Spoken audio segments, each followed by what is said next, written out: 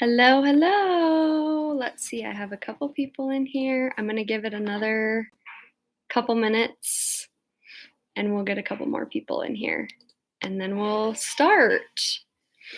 While I'm waiting for everybody to join, why don't you put in the chat where you're watching from, what state or what city you're watching from, or what country you're watching from. I know some of you couldn't make it because it was going to be midnight. Maine, awesome. Thank you, Kathy. Excited to have you here. Utah.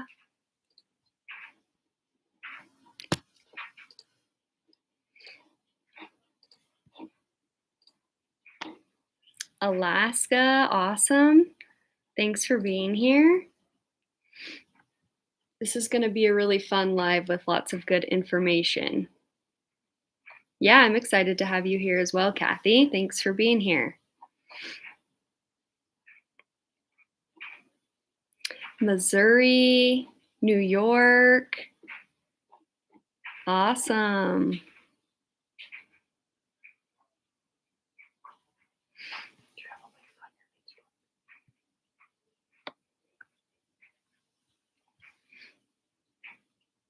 Cool. I'm going to just give it another minute or so. That way everybody's emails and everything, all the notifications can come in and people can hop in, and then we'll get started.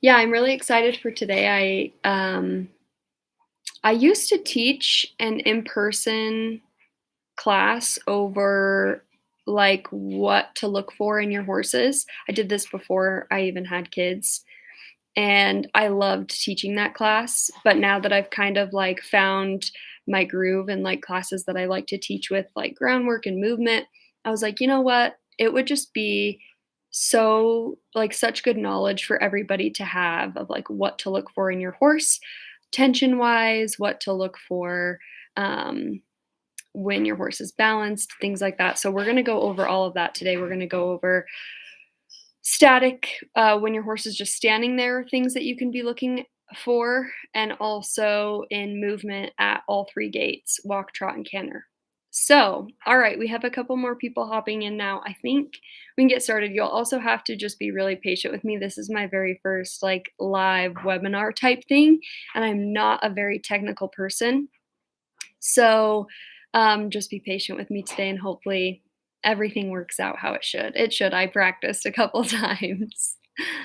Oh, thank you so much. Awesome. All right, let me get my screen share up. I have my little presentation that I'll open up for you guys.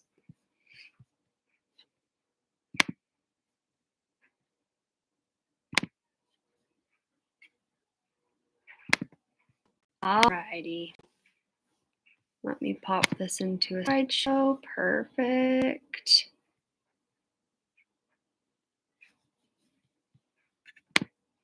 Let me just, all right. Let's make sure that you can see and hear me still okay. Awesome. Thanks, guys, for hopping in. This is going to be a really awesome presentation. It looks like I'm a little bit laggy, but I should, hopefully, yeah, you can see and hear okay. Hopefully the videos will work too. I'll keep this chat open on my end so that if something does go wrong for somebody, just pop it in the chat and let me know so that I can try and fix it on my end. Okay, perfect. All right, let's get started. So today we're going to be talking about recognizing abnormalities, tension, pain, and all those different things in your horse. So first, I know a lot of you obviously know who I am because you follow me on social media, but I just thought I would give you a little bit of information for those of you who may be new. and don't know who I am, or even if you do know who I am, a little bit more information about me. So, I actually got my start in rehab with animals as a vet tech. I worked as a vet tech for like 6 years. And originally, I wanted to go to vet school, but to be a rehab vet, not just like a typical vet. And that's when I actually found the CERP program through the University of Tennessee, where it allowed me to get my certification and licensing in rehab, performance rehab for horses, with having my vet tech background. So it was an awesome, really good foundation. I did that about 6 years ago.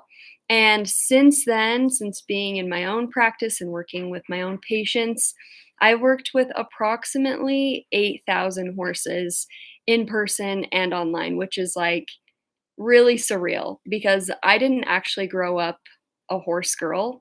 I mean, I was a horse girl, I at heart, but I didn't own horses. I got my first horse when I was 16.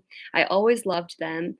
And so for me, like looking back and remembering the feelings that I had when I was a little girl and seeing me now is just a really surreal experience of how many horses I've gotten to help and how many people I've gotten to help as well with their horses. So I'm also a mom of two. I have a son who just turned 2, and then I have a 6-month-old little girl. And I love getting to incorporate my kids in what I'm doing for work. So they come with me a lot of the times.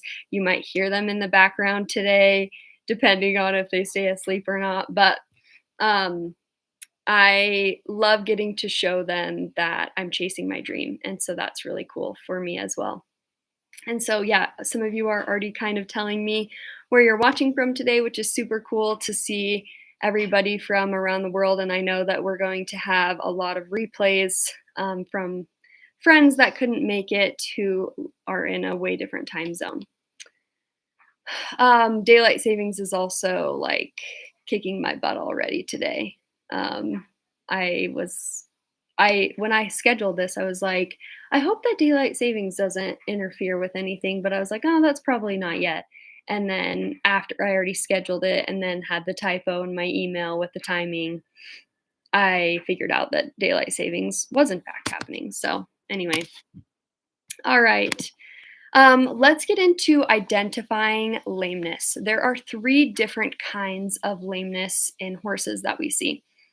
Probably the most like what you think of when your horse is lame is limb lameness. And limb lameness is pretty self-explanatory. Any lameness that is rooting in the limbs. So we have most commonly in the foot because there's a lot of really delicate structures there, lots of nerve endings. We have abscesses, bruises, laminitis, navicular, any true injuries to the foot from traumatic events. Also, tendon and ligament injuries, bone chips in the joints, pretty much in the front limbs, that would be anything from like the elbow down, and in the hind limbs, anything from the stifle down. Um, then we have body lameness, which is actually the most common form of lameness, but one that we don't often think of. So often, limb lamenesses are a secondary lameness to a body lameness that's already happening. Because we have this giant body with so many structures that are driving the limbs forward, if the body is compensating for any reason, if the body has pain for any reason, the limbs are going to land differently, which over time is going to affect lamenesses in the limbs. And so, oftentimes, limb lameness, things even like laminitis, navicular, um, bone chips, and tendon and ligament injuries, if not traumatic or true injuries to those areas, like I mentioned earlier, are often secondary to compensation or body lameness. Um, you can also very much have um, limping in the legs just due to a body lameness, kind of similar to how people work. Sometimes if my back is hurting or my hips are hurting or even my shoulder is hurting, my body is going to carry itself differently and I might walk differently to compensate for that. So, for example, in the front limbs, we see a lot of on and off again lameness in the front end due to neck lameness, neck body lameness, or neck issues. Because there's a lot of structures there, and we'll get into a little bit more about what that looks like. That was just a little example for you.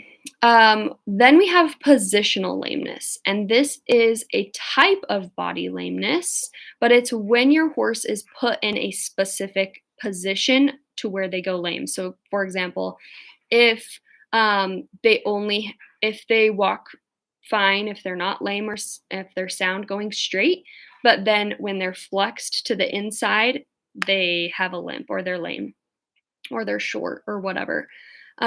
Or another type of positional lameness would be if they are sound out in the pasture, but then when you pull them in, put their saddle on, get ready to ride them, they're lame. That would be a positional lameness. Horses cannot fake lameness. And so those types of things, when a horse goes lame with equipment on, a lot of times either the equipment is causing the lameness or you have a deep structure that's getting compressed with the equipment on. So, for example, let's just say the horse had a brachial plexus impingement or compression, which the brachial plexus is the nerve bundling that sits in the front end of the horse. And when those muscles surrounding that brachial plexus contract or get tight, it extra impinges that brachial plexus. And those would get tight in fight or flight or when you put equipment on. So then you have a lameness when you get ready to ride. So it seems like your horse is only lame when you're getting ready to ride because they're fine in the pasture. Another example of positional lameness would be in different gaits. So, a lot of times it's easier to see a lameness at a walk or a trot, but as the horse speeds up in their gait, like when they go to canter, when they're running, the speed tends to cover a lot of things up. So, your horse looks totally fine when they're out there tearing around with their friends, but then when they walk, they're not obviously fine. They're short in their steps.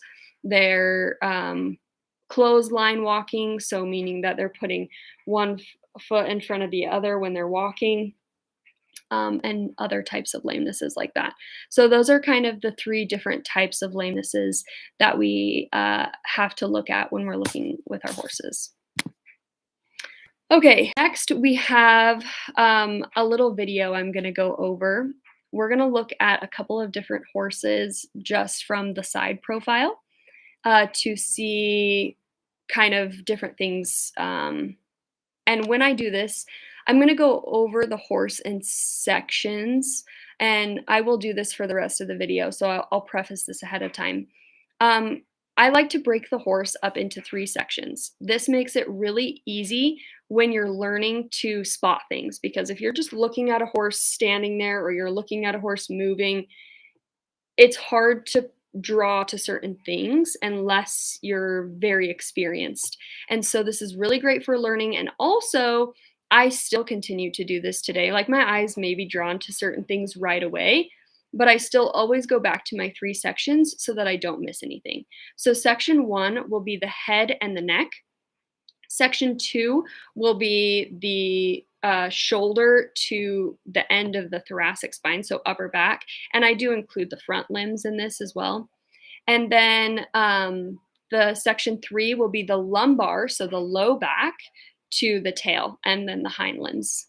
So we'll watch this video, and I might play it a couple times, but essentially this is just me marking up a horse of things that I spot right away. So we're going to talk about the downhill horse or forehand heavy horses, tension lines, posture, and my favorite muscle in the whole wide world, the iliopsoas. All right, so let me open this up full screen for you guys. Okay, so first up, when I mark up a horse, one of the first things that I do is I like to put my ruler here at a 0 degree, so this is straight, and I'm lining it up with the very top of this horse's pelvis, their sacrum, just to see how in line that lines up with their withers. So you're going to go ahead and watch me line that up with her pelvis, her sacrum, and I'm going to draw a line. Okay, let's just take a look at this line really quick. So here we see a very downhill forehand heavy horse. Now, what this means is essentially her hind end, she is also on level ground, and this is how she's choosing to stand for this picture. You can see I'm not holding her in any way. So we have this line that shows that her sacrum, the top of her pelvis is higher than her withers. Now, a lot of times this gets confused with conformation, but downhill technically is not a conformation because it can be changed. Now, horses naturally in the wild, how they are naturally, carry more weight on the front end. They have to do that in order to buck, get up and run from predators, enact their fight or flight senses. However, when the horse is going to be ridden, when we have a forehand heavy horse, this puts so many structures at risk because once we're going to be riding the horse, we're putting extra weight in the center of them, which makes them naturally carry more weight on the front end and not weight their hind end. So this can create problems throughout their whole body. It creates problems in their front end and it also creates problems in their hind end. So when we're looking at this line right here, the pelvis is higher than the withers. This means that the lumbar back, so this area right here, cannot flex like it should when this is higher because there's no essentially gravity is doing its job. It's pulling that forward. So the lumbar vertebrae cannot flex how they are designed to. And again, that doesn't matter if your horse is not going to be ridden. It doesn't matter for wild horses, but it matters for horses who we are working with and riding with on a daily basis. So next, what does this do to the lower joints? We see here my ruler is lined up with the stifle and the elbow. And I'm going to play this video again to get this a little bit more precise on the degree of pressure that we see. I think it ends up being a 7 degree angle from the stifles to the elbows. So this means that this puts the stifles at risk. It also puts the elbows at risk. So horses who are extremely forehand heavy tend to have weaker stifles and also a lot of pressure in their elbows and even sternum. So we'll go ahead and draw that line. Next thing I want to talk about are tension lines. So we see all of these lines in this horse's neck and shoulders. And these are not desirable in horses. So a lot of times people see these lines and think that that is like muscle definition, like with people, when we have, you can tell like a bodybuilder versus like somebody like me who is not a bodybuilder. And they have lots of defining muscle. These are not definition lines of muscle. These are tension lines where the fascia, so the tissue underneath the skin, has adhered together to essentially protect that area of all the structures that sit there so that no further damage is done. It's actually a really cool thing that the body does. However, it creates restriction and it can create pain in your horse. So we have one here where we see in the horse's neck, and then we also have several in the shoulder. I'm going to let the video go ahead and play again. We have lots in the shoulder, and then also they continue all the way down the front limbs as well. So if I'm looking at a horse like this who, let's say, I've never seen before, I have no history, I'm seeing a lot of strain in this horse's body. I see that her hind end is not weighted at all, and her front end has a lot of extra pressure on it. So, to me, a horse like this, I would not be surprised or shocked if this horse were to have a suspensory ligament injury, a digital flexor tendon injury, tendon injuries in the lower limb, because as you can see, all of this strain and all of this extra pressure on the front end and the strain through her limbs, her tendons are wearing every time she moves, and even just to keep her comfortable standing up. So, this is an example of a horse that I would see where, maybe she's even a performance horse, she's out running patterns, and just one day, boom, her tendon tears, and somebody might say this happened overnight. Um, it doesn't necessarily happen overnight. There's been wear and tear on this area for a long time because, as you can see, just with what we've gone through so far, there's a lot of things going on in her body. We'll continue to let this video play. I gave myself time to talk, and obviously I paused the video so that I had plenty of time to talk. Okay, we're going to talk about the iliopsoas now. So this circle right up here in the lumbar region is where the iliopsoas muscle sits, or the psoas. The psoas muscle is a hypaxial muscle, meaning that it sits underneath the spine. So it sits up here, but you can't actually touch it right here because it's very deep under the spine here. So it's more sitting like right around there, but in this region. So we have the horse's thoracic spine here, so their upper back, that's supported by their rib cage right here. And then we have the horse's sacrum and top of the pelvis here, that's supported by their hips and their stifles, so another really big structure. But we have the lumbar vertebrae. Horses have 6. That is supported by no big structure, really just the iliopsoas muscle. We have the psoas major, the psoas minor, and the iliacus muscle. So 3 muscles that sit under there that are supporting the whole lumbar spine. This tends to be an area that is a little bit more delicate because underneath is just all of their organs and their stomach, and all of that sits under here. So oftentimes we see areas of like roachback where these lumbar vertebrae are flexing up, or they're kind of humpy right here. That indicates a iliopsoas or psoas injury or problem. In this horse specifically, you can see she doesn't have like a hump here, but you can see her back is kind of like raising up right here. So she's really forward in everything. So her rib cage is forward. Her flexion through her hocks is like, this is almost straight, almost like there's really barely any flexion there because there's hardly any weight, at all in her hind end. But the only thing that's upward is this lumbar back, and this psoas area, and this indicates a psoas tension, psoas pain. Now, oftentimes when a horse has brachiocephalic pain, which is this lower neck muscle in the neck, they will also have issues in the psoas because these 2 muscles work together.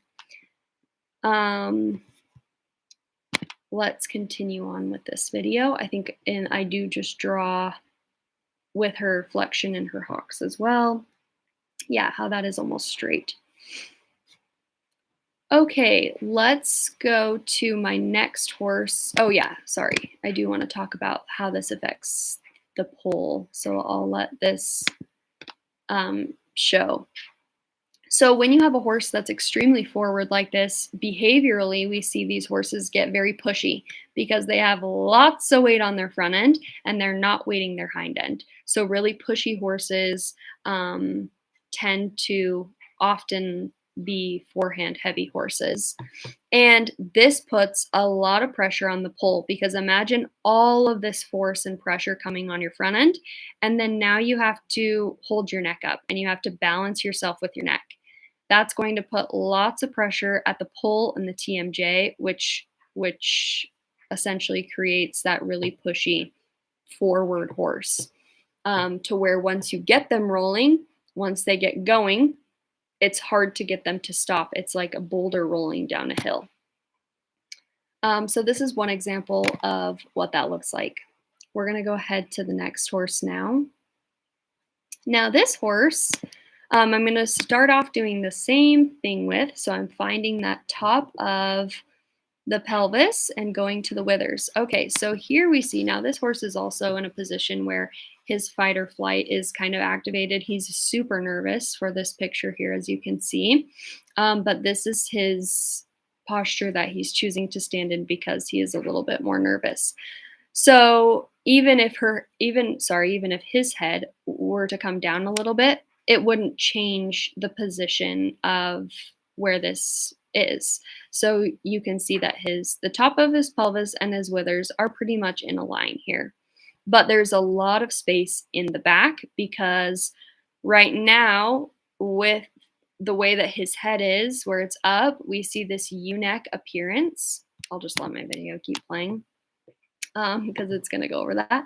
We see this U-neck appearance, and when the horse has that, oops, I do want to pause there for just a second, then the horse cannot physically activate their core like they should be able to. So that's why we see this really big space between this line and the back here, because the core is hollowed out and this back is really contracted to help hold the horse up. Now we're going to look at a little bit of a different posture that we often see. This is a little bit of camped under to help hold this horse up. These front limbs, so the shoulder, these front legs are going a little bit, not quite right underneath him. Underneath him would more look right like that. So his foot should be coming right where my arrow is. So you can see that he's a little bit camped under to help hold himself up as well. This happens in horses who can be forehand heavy as well, but also horses that have tight and overdeveloped brachiocephalic muscles or this U-neck appearance. All right, this horse also has a little bit of that lifting at that iliopsoas, at that psoas muscle group here. And again, this is really common when you have horses that have this tension and U-neck appearance, because these two muscles work together. So if this is overworking, then this is definitely overworking as well. Another thing that is a really simple thing to look for, but can mean a lot, like we talked about how this back is really contracted right now. And I'll show you the next picture of him as well. Before I even took this picture, I was like, this horse has back pain because the tail hairs were frayed up like this. And essentially, there's lots of fascia, there's lots of mechanoreceptors that we're dealing with in the body.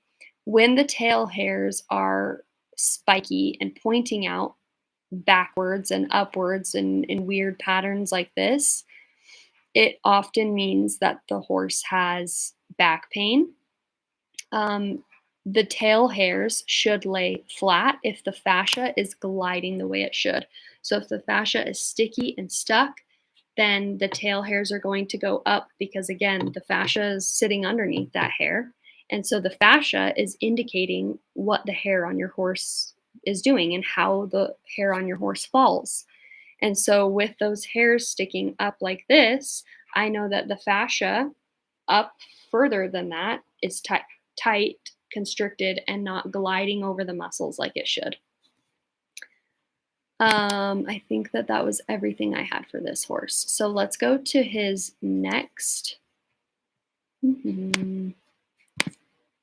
Let's go to the next one.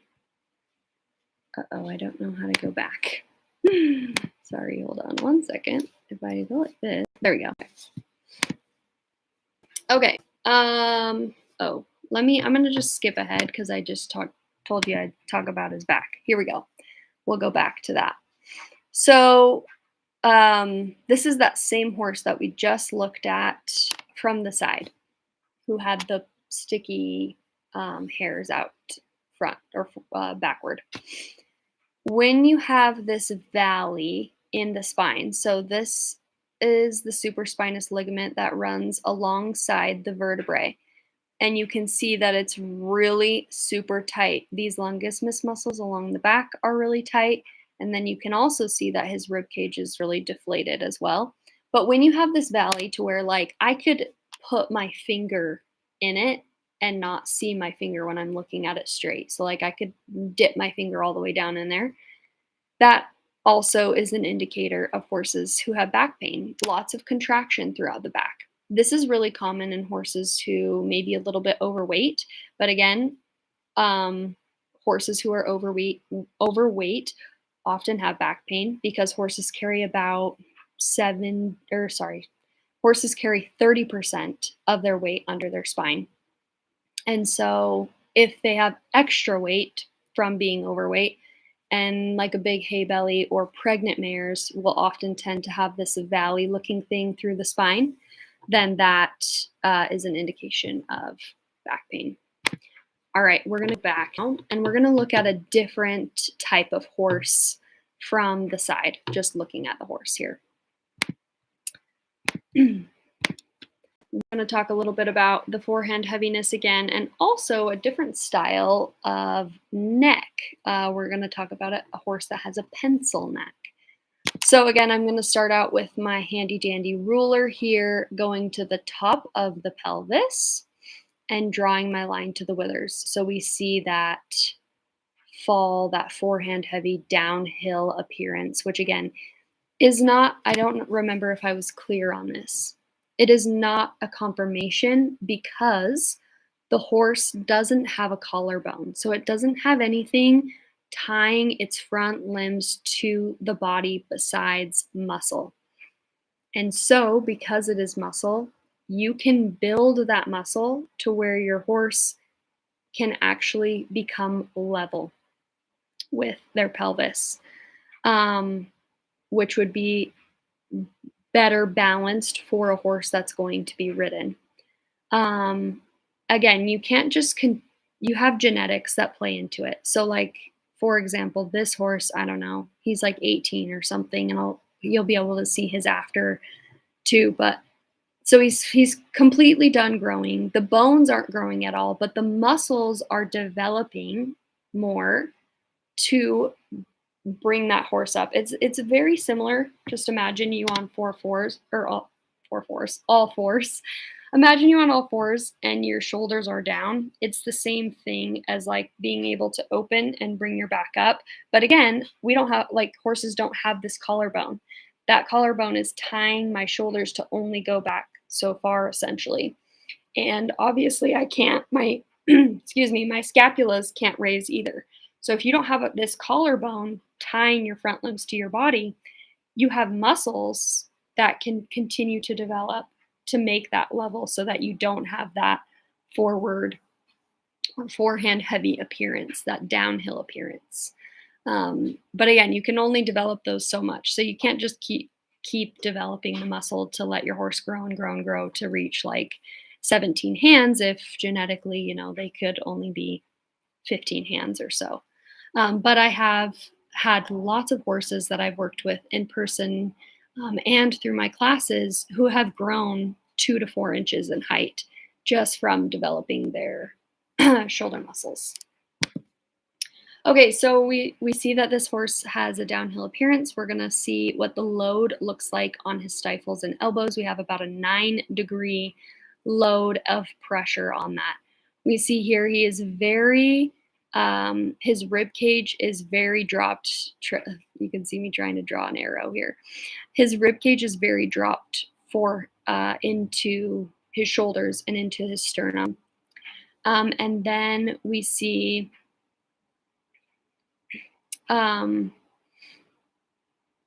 his joint flexion in his carpus. You can see these joints are very locked to help hold himself up because he is so downhill and so forehand heavy. And then we have this pencil neck.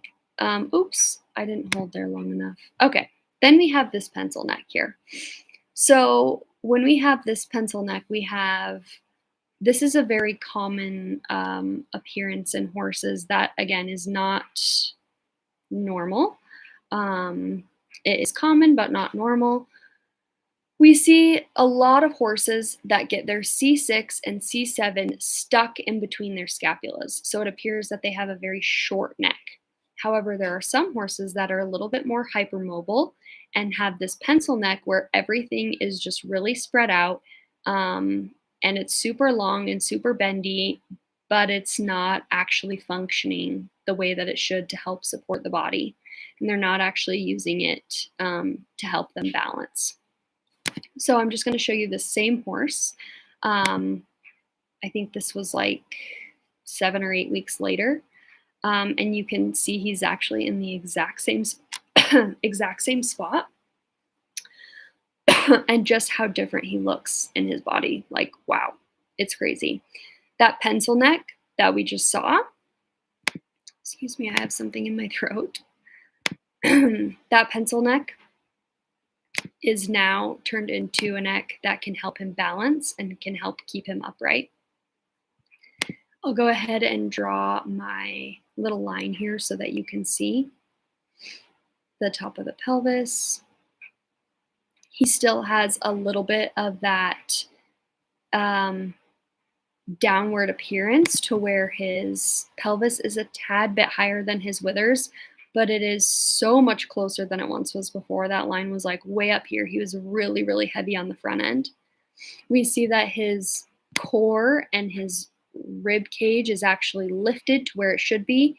His hind end development is huge, meaning that he's weighted his hind end more. And of course, the neck is the biggest aha change. And we also see some more shoulder development here. So I'm going to go ahead and just go back for you to see the before and then the same horse after.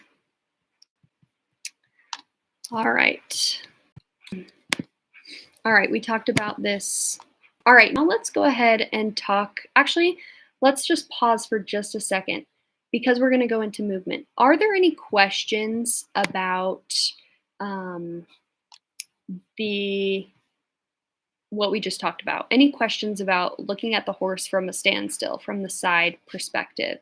And if you have any questions, go ahead and pop those into the chat.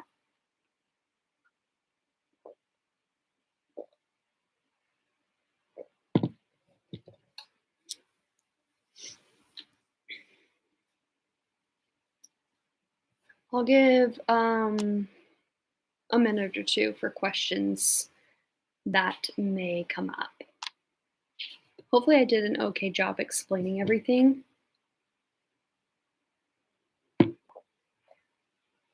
Obviously, there are a lot of other signs that we could look at too. Those were just a couple of examples that I wanted to go over today.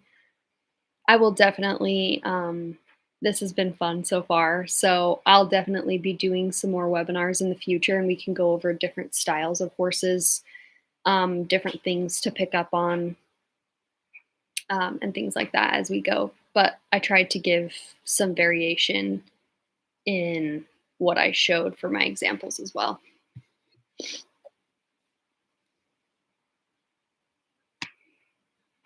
Oh yeah, you're good. I'll give you plenty of time to ask questions.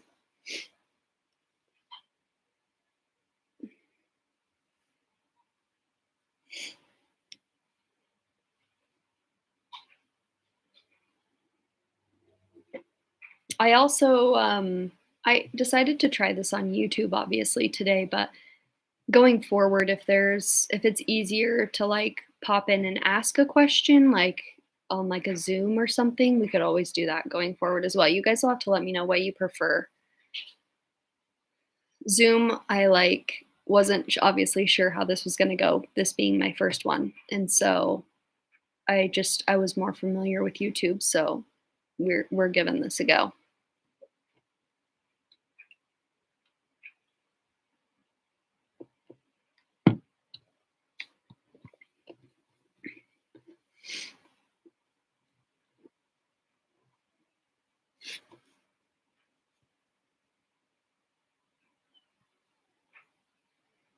Okay, yes. So,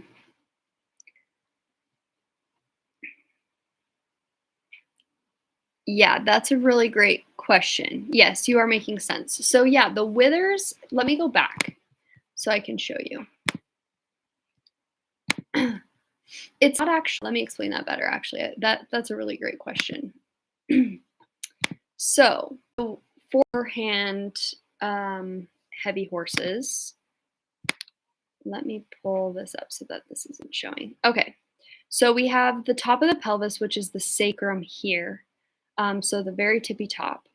And when that is higher than the withers, we have the pelvis and the lumbar vertebrae cannot flex and move like they normally should because gravity is essentially pulling them down. So there needs to be a lot of extra force and weight being able to flex that lumbar vertebrae down because essentially everything's like this. So with your arm like this, it's harder to bring that down unless this front end is coming up, obviously. So with when you are developing and like with this horse, how it appears that this is a lot better, the withers actually aren't changing at all.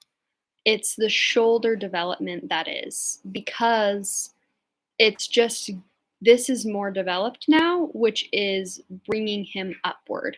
And also his hind end is more weighted, which is also bringing him this upward appearance to where the withers and the top of the pelvis are becoming more level with each other. So again, I'll show this before. You can see all of these little lines here, and like you can see how deflated this shoulder is in general. So we have the infraspinatus and the supraspinatus and all these deep scapular shoulder muscles that are attaching the front limbs to the body. So lower than the withers. With this being developed, and we have the triceps here and everything, so pay attention to this region. Then we see all of that is so much more full. I'll show you the line actually. Oh gosh, come on, there we go. That way you can see the line. So all of this is so much more full. We don't see those lines here at the shoulder anymore. And also the neck being stronger helps bring the horse to that upward appearance as well, to where it looks like they've grown in height. They have grown in height because of the muscle development. But if that muscle development doesn't stay or it atrophies again, then they'll drop back to that posture. But because you can only develop these muscles so far, you couldn't be able to continue to grow your horse, for example. He might have a little bit like more in him, but not very much. Like these are pretty well nicely developed and balanced muscles, allowing this area to move how it should better. Does that answer your question? Did I?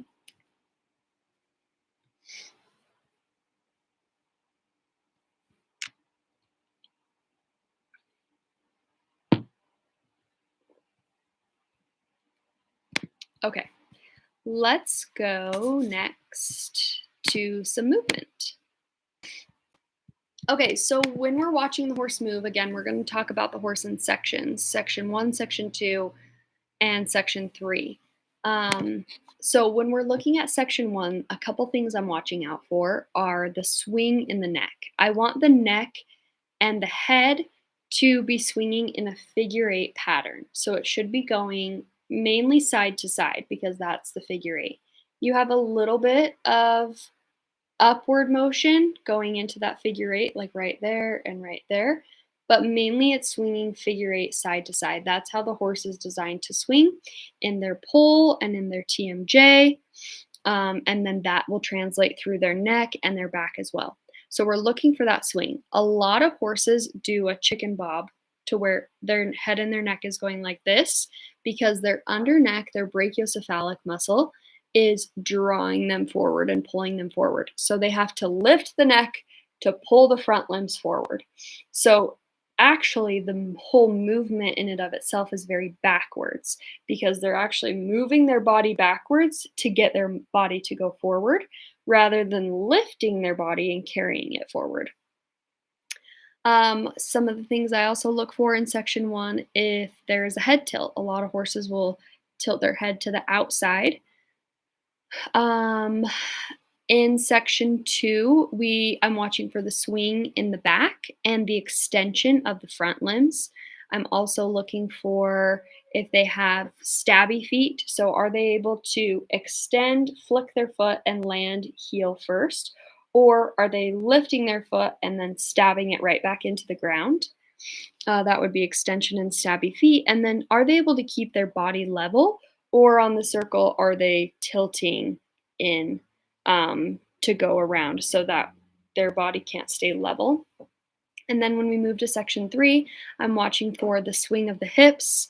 Um, is their stifle and hock joint flexing, or do they get what I call the twisties in the hind end, where the hock is twisting?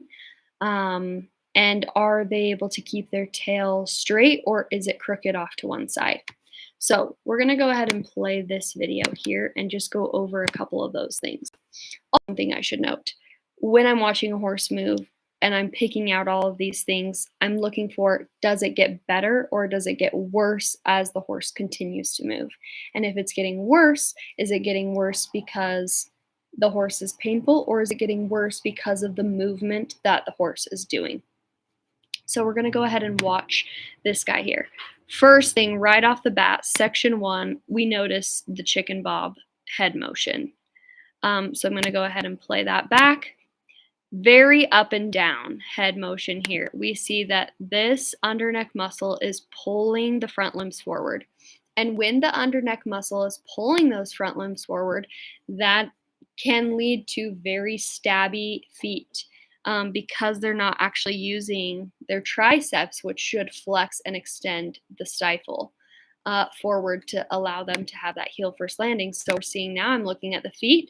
You can see all this dirt plop up because he's stabbing his feet into the ground as he moves. Stab, stab, stab, stab. Okay, so that's what we're looking at in section 1 and 2. We already noted that he has the chicken bob motion and the stabby feet. Now let's go ahead and move to the back. So we see a lack of swing in the back, but it doesn't all look like that because the hips are swinging too much. The hips are swinging too much because the head isn't swinging at all. So the hips have to compensate. Somewhere in the body has to allow for that swing. And so it's very deceiving. The back looks as if it's somewhat swinging, but it's only because the hips are swinging too much. We also see a very dropped out core. This horse isn't using his core at all. He actually physically can't because he's pulling himself forward with this underneck here. And when that underneck muscle is activated, the core cannot be activated. It's the same as like if you were to go like do a curl. If you're holding a weight here and you curl forward, you're using your bicep. You can't do that motion using your tricep. Your bicep is contracted and your tricep is released. It's the same thing with horses, but with their neck and their core. Okay, now we are going to look at the tail. We can see this tail is crooked to the outside. It's not straight. He's having to hold it out that way. Oftentimes, the side that your horse is holding their tail to is the side where they're having pain and tension because they want to protect it. They want to guard that side. So this would be his right side. And so ideally, over time, you're looking for time in your session, time in however long you're working with your horse, is for that tail to straighten out. If it gets worse, if it's not getting better, we know that that tension isn't being resolved through movement. All right, let's continue to watch this video because it's actually really cool. You can start to totally see him change as he goes. I hope that this video is showing up okay for you. But as he moves here, he kind of starts to slow his body because he's feeling a little different. That tension is starting to release. Now watch him go from head bobby to figure eight swing right there. I hope you can see this video okay. So his head is able to swing side to side now instead of moving up and down. And then that swing, let's go to that section again. So here he slows his body down a little bit.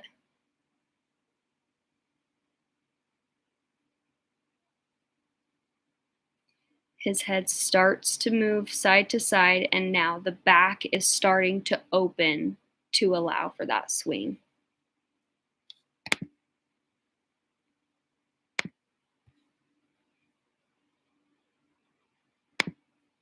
Okay, so there's the walk. Oh yeah, okay. So those are a couple things that you're looking at when you're watching the horse walk. Now let's go ahead and move to recognizing attention at the trot.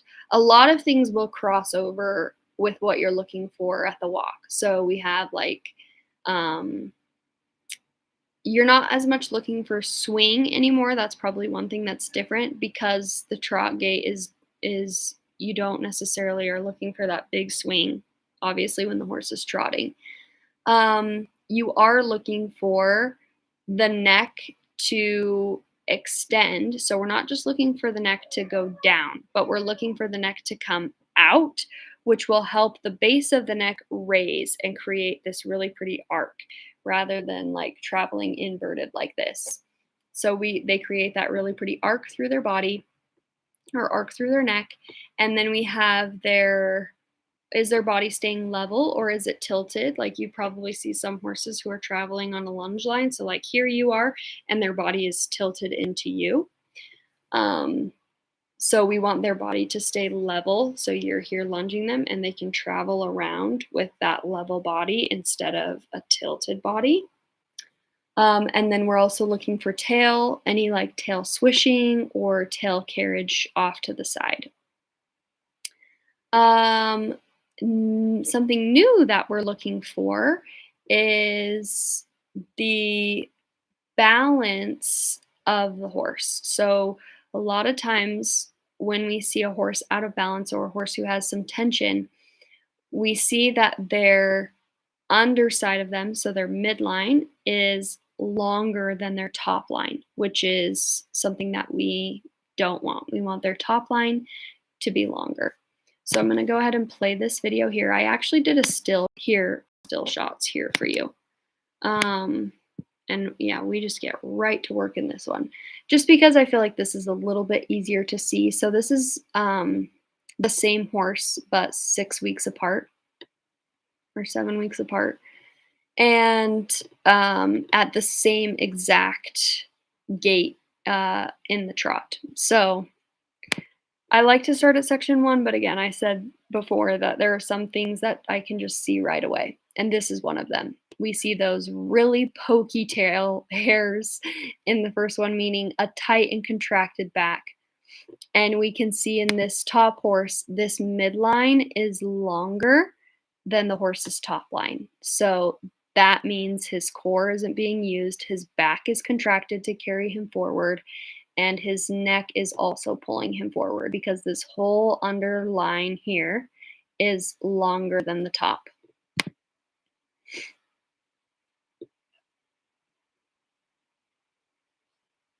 Let's see what I draw next. Okay, yeah, back is contracted, and that core is bottoming out, essentially. He's not activating that to carry himself forward.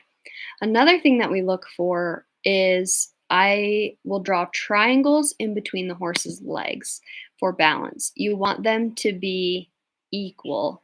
And this hind end triangle is a lot smaller than this front end triangle. So he's getting more extension and movement through the front end than he is in the hind end. You want those to be pretty much as close to the same as possible. Now, if we go to this same horse 7 weeks later, we see soft tail hairs indicating that his fascia in his back is loose. We have much more similar, I didn't do a great job at drawing my triangles, but we have much more similar triangles through the legs, indicating better balance. And we see this time that the top line is longer than the midline because The core is activated. So the back is no longer contracted like this because the core is what's carrying him forward. Another really cool thing is you can see that his neck has come out and the base of it has raised, creating that really pretty arc. So this would be the difference of, you can see here, this is really bottoming out here in this neck and shoulder. So this is a very backward horse trying to move forward, and this is a very forward and horse that's lifting into their movement through their body.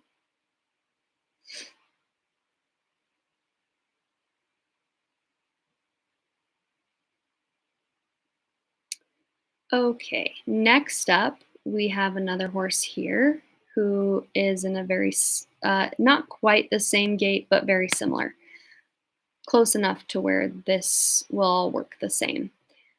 We see the triangles in the feet.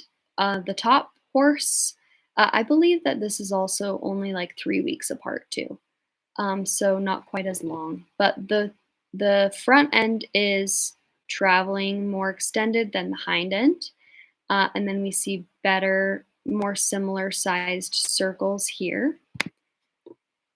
In the top horse, we see that the midline is longer than the top line. And in the bottom horse, we see that the top line is longer.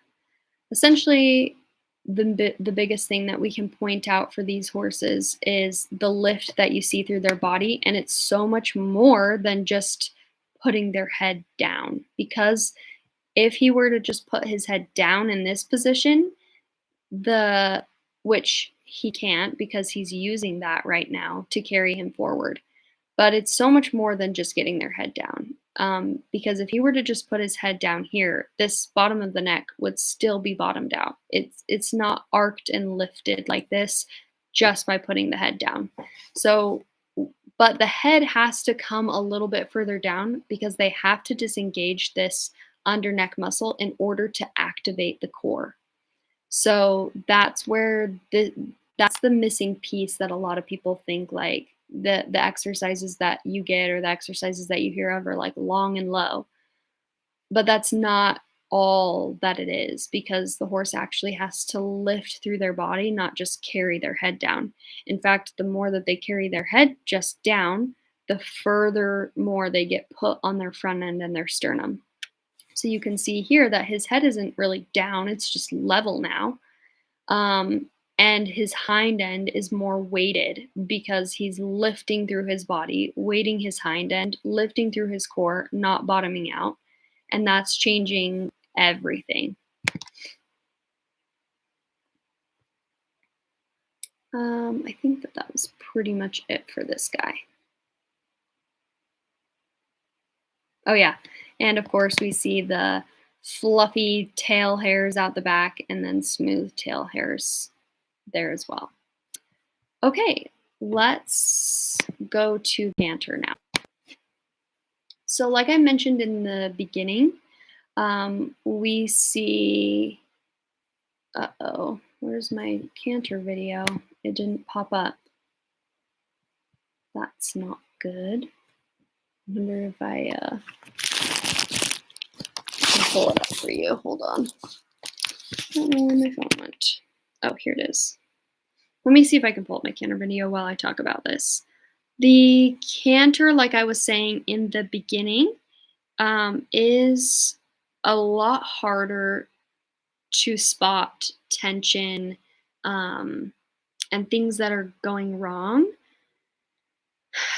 because, like I said, faster speeds are sorry, I am trying to multitask and I am not doing a very good job. Give me just a second. Faster speeds are harder to see things that are going wrong, essentially, as the horse speeds up. Speed can hide a lot. There are, though, a couple things that we can look into. which would be things like if the horse is in their trot and they really have to throw themselves forward into the canter. If they're bunny hopping, which would mean both hind feet are coming forward and backward at the same time. So they're pushing off at the same time with their feet. Cross-firing is a common thing, like if they're not able to hold their lead, and cross-firing. And then also we have a lateral canter. I have an example for you today of what a lateral canter looks like. I'm just going to have to go into my other videos because apparently it didn't upload in this presentation. So I'm so sorry about that. Let me find it in my drive really quickly. And then I will play it for you. And I hope that the videos are playing okay.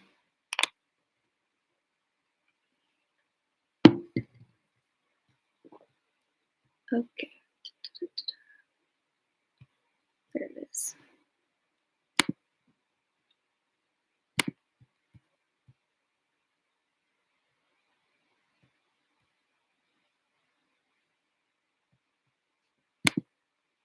All right, let's open up. I'm gonna have to probably, oh, I think I can still share my screen, or maybe I have to go out and share a different screen with you. Hold on, let me figure that out really quick.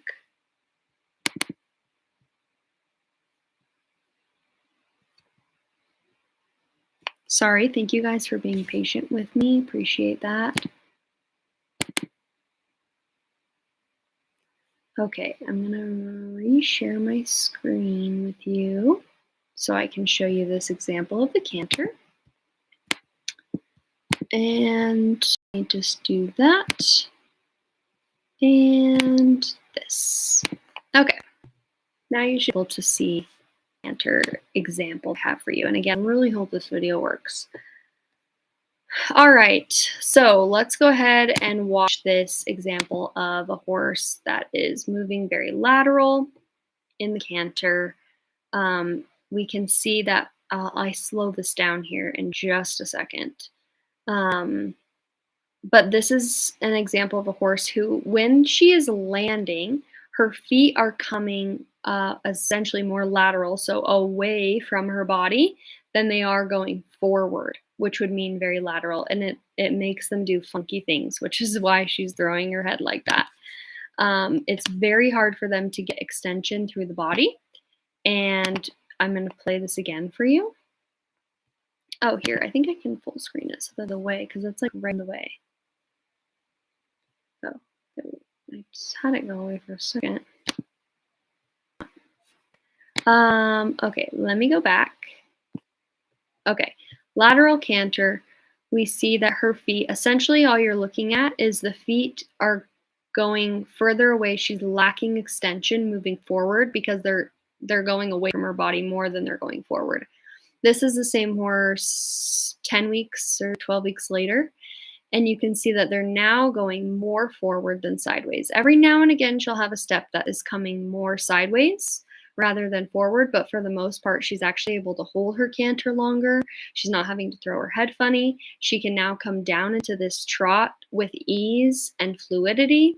And then she can also come from her trot down to her walk now with ease and fluidity. So you can go ahead and watch her do this.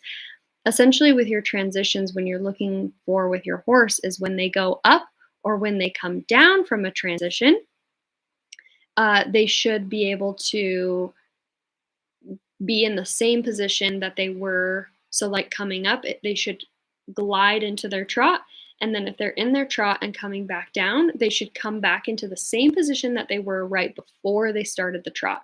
So a lot of horses like break and lock down and then continue to go forward. That is a lot of brace through the body. That is essentially a way of like teaching your horse how to buck because you're putting a lot more contraction on the back. And so you want them to flow because that allows for the swing through the back to stay. And a horse's back who is swinging is a horse that doesn't buck you off. And so teaching them how to move with that carriage is very crucial for horses that we are riding. Okay. Um, yeah, I was hoping that the video wouldn't be choppy, but it might be a YouTube thing. So I'm so sorry about that. I'm wondering how maybe I could even like um, screen record them or something and then put the link to the screen recording or even just upload a video of me talking about it with the screen recorded and uploading that to YouTube, and then I can send you guys the link for that so you can see the videos in like real time and not being choppy. I really apologize about that. Okay, now I'm going to share my screen back to my presentation. And we're almost done. Thank you for hanging with me for so long. I hope you guys are enjoying this, taking good notes. Okay, so let's go over, now we've gone through, now we've gone through what we're seeing at a standstill with the horse and also what we're seeing through movement. So you're probably asking like, Morgan, this is really great information, but what do we do to help our horses? Also, before I click all my words, I just want you to pay attention to this really beautiful transformation picture of this horse that I showed you with back pain, that valley in his back. And this is him 4 or 5 weeks later with that completely gone, that back contraction and his back pain completely gone. Okay, so how do we help? We have to change the movement pattern of your horse because that's essentially where all of this dysfunction is originating from. Like I said many times before, the way that the horse naturally is not, horses are not set up the best. Just, they don't come out of the pasture ready to be ridden, essentially. So we need to prepare their bodies with balance and we need to prepare their bodies with better carriage in order for us to be riding and working with them the way that we are. We can't go straight to exercise because they have the dysfunction in their body already. So if we go straight to exercise, we're actually strengthening their movement pattern that they already have and strengthening the dysfunction that they are already having in their bodies. And even if we were to go straight to exercise, it takes more than just stretches and exercises to get their bodies to carry themselves the way that they should. You need to be able to set your horse and yourself up with a consistent time of doing these techniques to help get your horse moving better. Throughout the week, you need to be consistent, but also for a longer period of time. So as you can see, all of these transformation pictures that I've been able to show you are not just overnight. They're not quick fixes. They take dedication and they take consistency because what we have to do here is get your horse feeling the difference in their body. We have to show them that it actually feels better to move your body this way. And then once they feel that, they start to choose it on their own. I'll have horses who carry themselves really poorly, who have a lot of tension in their back, who don't know a better way. Show them a better way. I give them that consistent chunk of time, 6 to 7 weeks of doing some of this work. They're carrying themselves better out in the pasture, which is helping them strengthen the new movement pattern that I've set. They're choosing it on their own. And then maybe they don't have these exercises that I do with them every day for months, and they're still able to carry themselves better. Or when I check in with them on a maintenance, they're able to do all of the techniques very well because they remember that it feels better to move that way. So change like this, you can change the horse's posture in seconds, really, with what you're doing. But in order to create lasting change and strengthening of that better posture, you need that consistent time. Um, it takes a little bit longer for them to get them to feel that.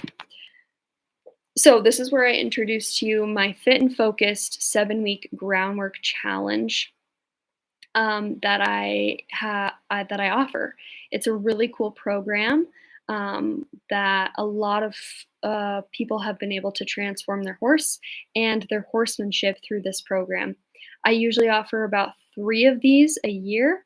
But essentially, what this does is it teaches you intentional groundwork techniques that you can use for a lifetime. So, as we went over today, there's lots of different scenarios of what your horse may have. And how to exercises aren't always going to work for every horse um, because every horse is different and every horse's body is built a little different. So, what this program does is it teaches you techniques and tools to be able to use with your horse and things to look for in your horse to know if they are having improvements or if we need to change things up a little bit. This 7-week challenge also gives you a consistent time frame that we talked about to get all of this done, to get these changes done in your horse so that you can go and do all your things and check in with them afterwards on a more maintenance schedule. And then again, it transforms your horse and your horsemanship as well. So, some of the details for this challenge are we do weekly group calls. So, every week we have a group lesson where I go over the philosophy of what we're going to be doing that week.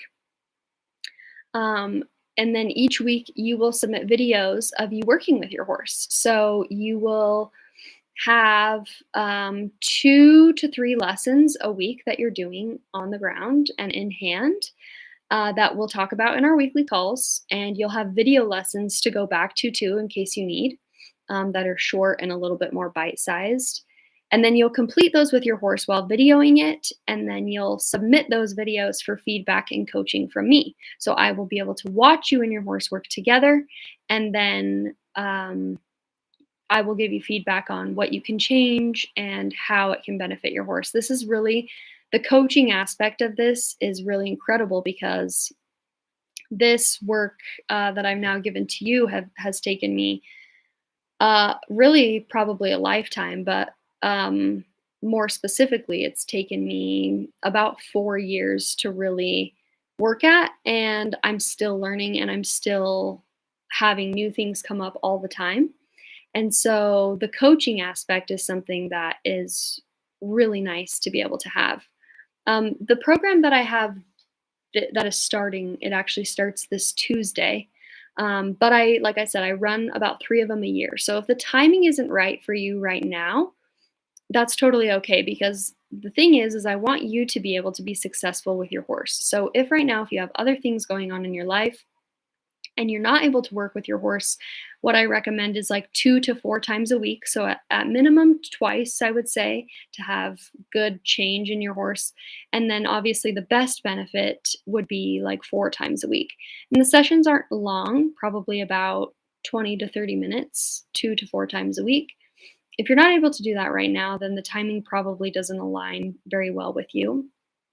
There will be other opportunities in the future, absolutely.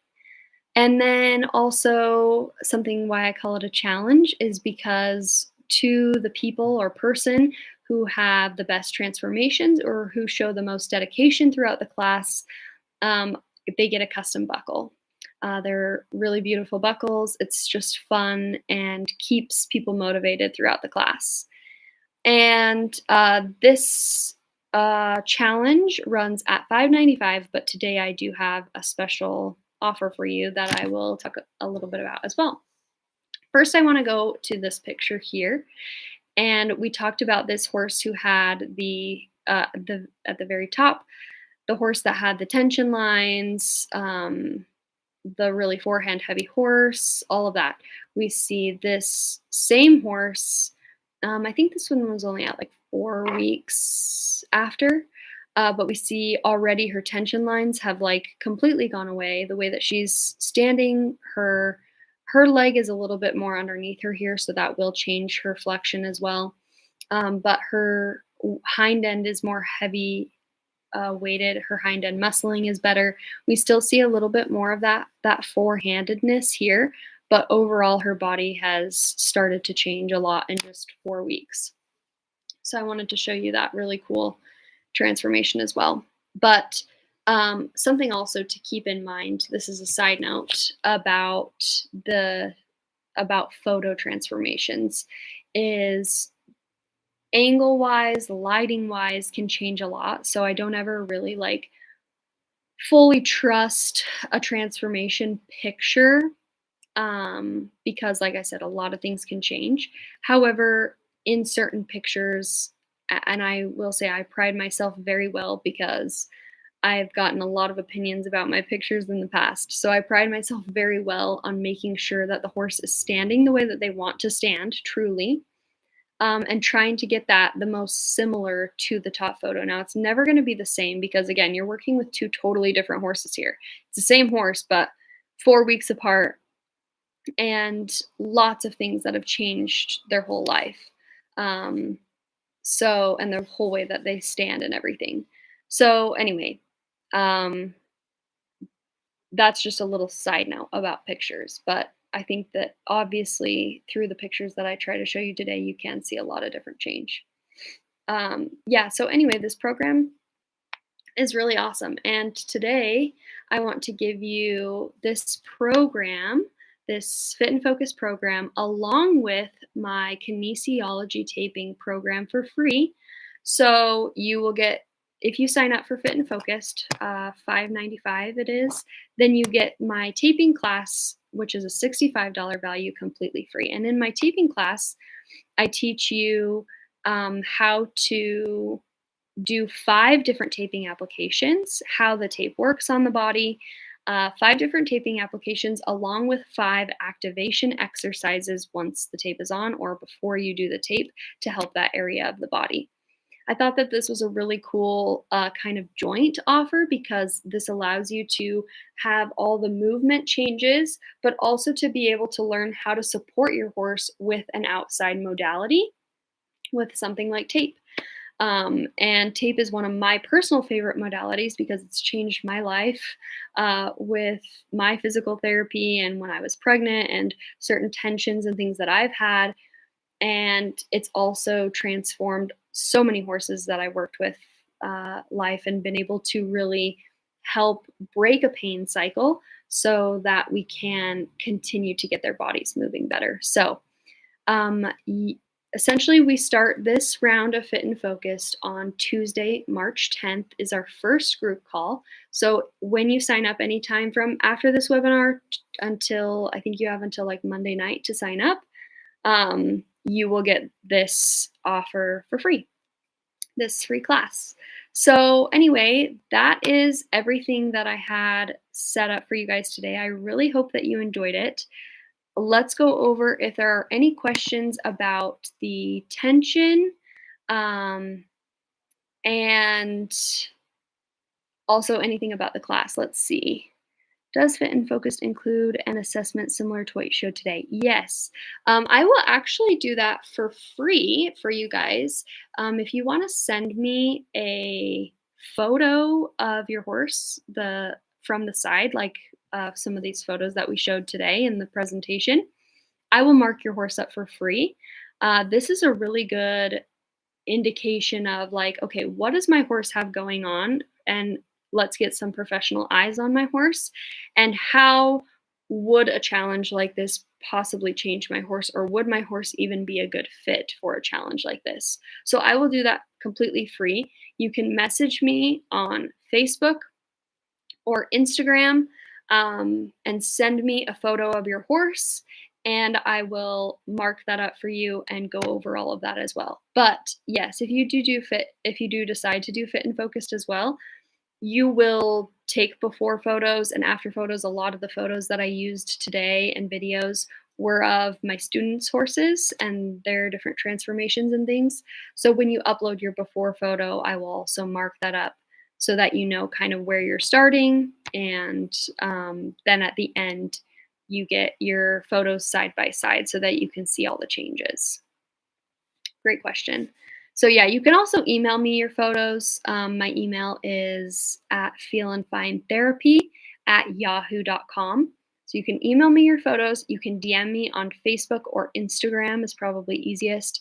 If you're here from TikTok, I would recommend either emailing me or finding me on Instagram or Facebook. Those are the easiest direct messages for me to work with. Okay, any other questions? I'll leave the last, like, 5 minutes or so open for questions or any comments. Did you guys like this? Was it good information? Should I do it again?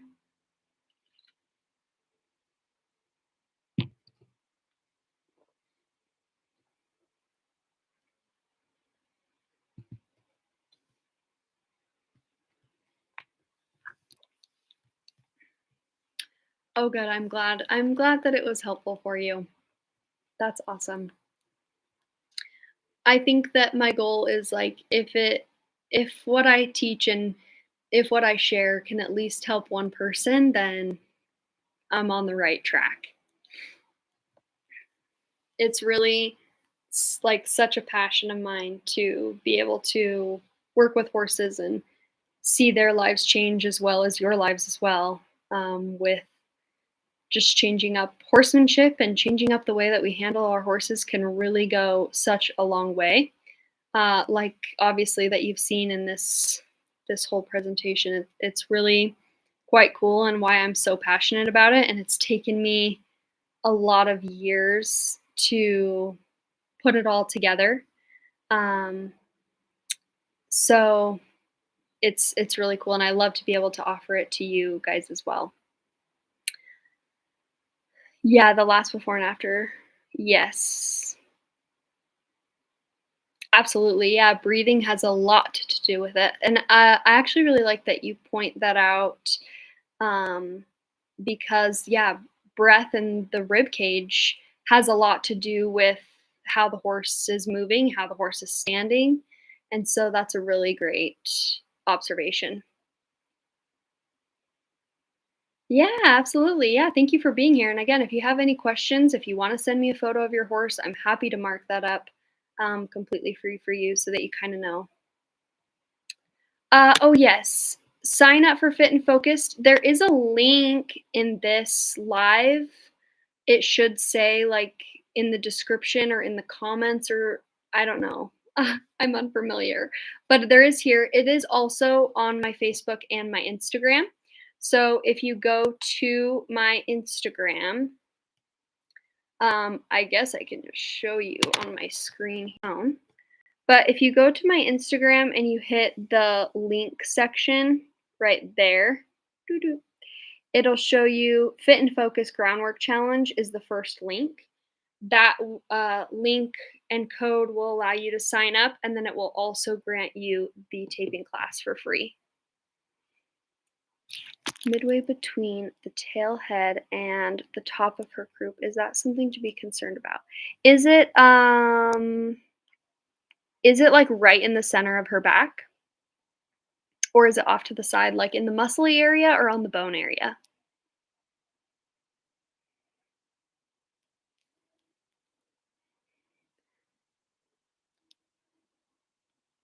Yes, Alex, thank you for bringing that up. That is a really great question. The question was, in case you guys aren't reading this as well, can some of these tension and pain issues cause the horse to also be on edge behavior wise? Like if that pain is alleviated, can it also help them stay more calm and relaxed? Absolutely. Um, One of my favorite things is seeing the reason actually why I call this program Fit and Focused is because just by changing the posture and the way that your horse moves allows the horse's mind to think so much more clearly, allows them to stay more calm, and allows them to move in a way where they're actually thinking about it, right? Like so many of the things that we do with our horses is like, do this, do it now. You don't get to know why just because I said so, which sometimes needs to happen for safety reasons. I totally understand. But for the majority of time with our horse, if we can actually teach our horse how to think about their movements and what they're doing, it's actually going to make it last so much longer, right? It's not like, do it now. It's do it, let me help you. Here's why, here's what it feels like. That's the difference. And that allows them to be so much more calmer. It's fixed a lot of like anxiety in horses, especially because like we tend to, with our handling, be too far away. So we're not giving the horse any connection at all. Then they do something and we're right on them. So it's immediate connection. So they're going from 0 to 100 a lot of the time. That can create a lot of anxiousness. That can create a lot of tension. So just changing some of those little habits and techniques can really, really affect their behavior. Also, like bucking problems, rearing problems, trailer loading problems, all of those stem from um, carrying their body, the way that they carry their body. That's like one of my biggest things is, and why it's important for us to notice these things because our horses are talking to us all the time about what they're doing and why they're doing it a certain way because they've got some things going on in their body and they need a little bit more consistency for a bigger chunk of time to really get that there. And sometimes why like body work can help for a short amount of time, but then they tend to go right back to where they were. Or maybe it's not helping on a deeper level because they need that consistency with it. So, really great. I love that you brought that up, Alex. Um, oh, thank you so much. Yeah, I do. I try to be really be really calm. I do have a very calming presence. So thank you. That's a huge compliment. Okay, Sharon, yes, in the center. Okay, so that would be right over her sacrum area. I have seen that a couple of times if like the sacrum area is or had been broken in the past. Oftentimes though, unless it's like a fresh injury, it doesn't tend to bother them if it's all the way healed. Um, Send me a picture though, Sharon, and I can give you a better explanation of kind of what's happening if I know my landmarks a little bit more. Yes, I will. Yes, so if you have already signed up for the class, I am going to extend this offer for people who have already signed up as well. So I will grant you that offer that will come in your email over the next day or so. I'll work on that today and tomorrow so that you will have that in your library as well for people who have already signed up for the class for this round. Yeah, I'm very excited to have you as well. Yeah, Gracie for sure. Send me some photos. I'm happy to to give you my explanation of them for sure. Awesome. I will leave the last minute or so for any last comments or questions. I really appreciate you guys being here with me today. This was super fun.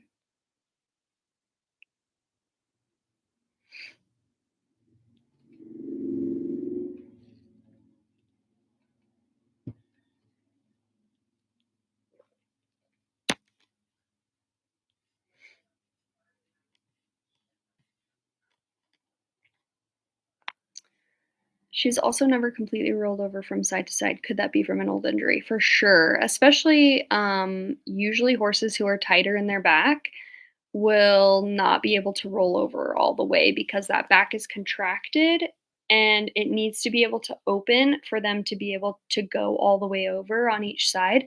So yeah, if she like will only roll on one side or gets down, rolls on one side, gets up, rolls on the other, that could often be a sign from a tight back, which an older injury, like the one that you're kind of explaining, could have impact on that. It could also, though, be something that I really like with this work here is it tends to help the or help the horse use their body in a way that takes pressure off of um, things like their sacrum, their stifles, their hocks, all of those lower parts or parts that they're maybe having pain, it helps take that off just by using their body in a better way.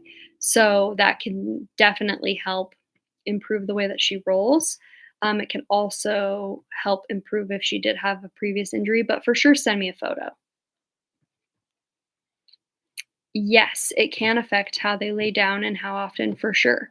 If you have a good video on my social media, is the hawk sores one. It does talk about that a little bit, but or it talks about the hawk sores a little bit, but there's really good information about sleeping and laying down in that video as well. So you can find that one on all my social media.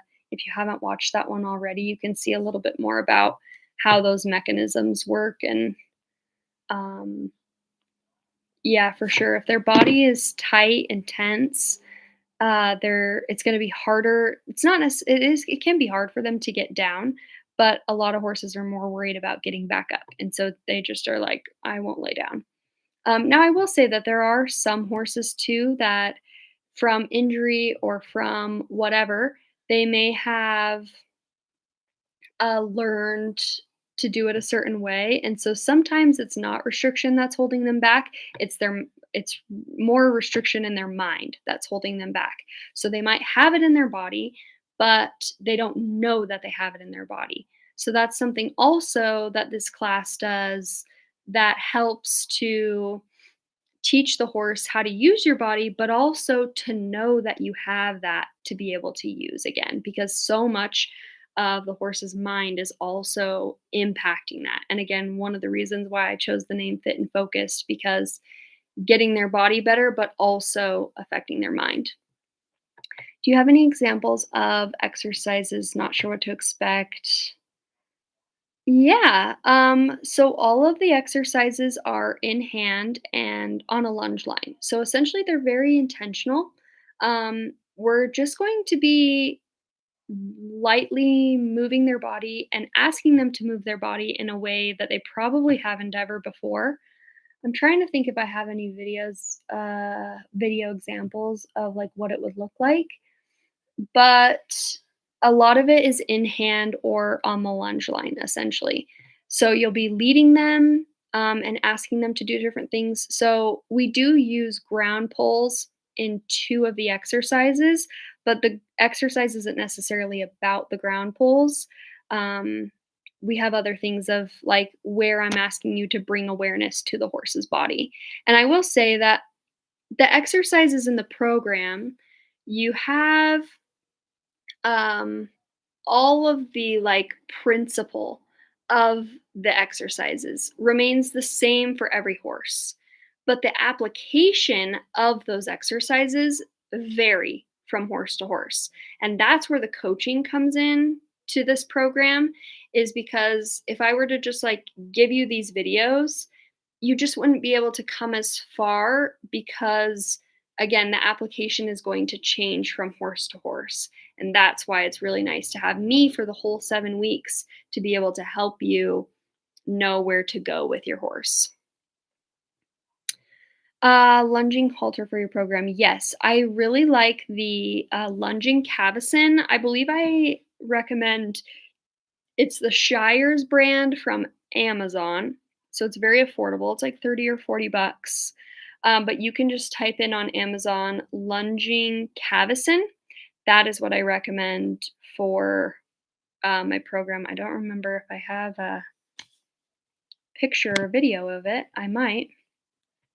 I have a lot on my page though. And once you sign up for the class, it will give you all of the tools that I recommend as well. Because the things that you will need are the cavesson. You don't need that though until like week 3. So the first week 1 and 2, you're just using a regular halter, whatever halter you like. I usually prefer rope halters with a yacht line because it helps give me better feel when I'm working with a horse.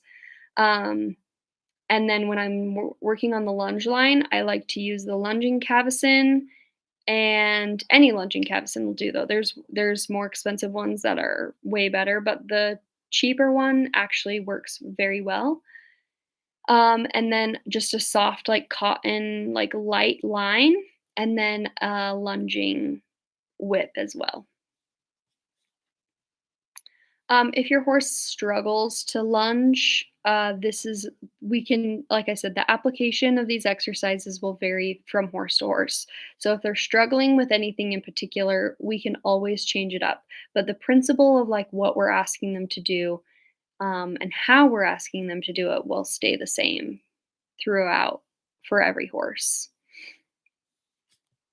Great questions.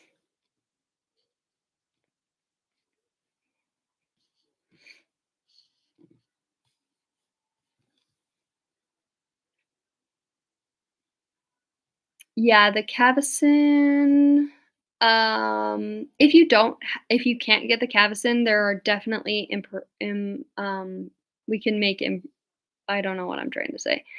We can make other arrangements. You can use just a regular halter, and we can do what they call, like, a cowboy Cavison, where you take your lunge line and essentially put it up through the nose band so that your pressure is coming from the center of the nose. And a little clarification on why I like to use the Cavison for this program and for when I do my groundwork is because the pressure, instead of being under the chin, it's up in the center of the horse's nose.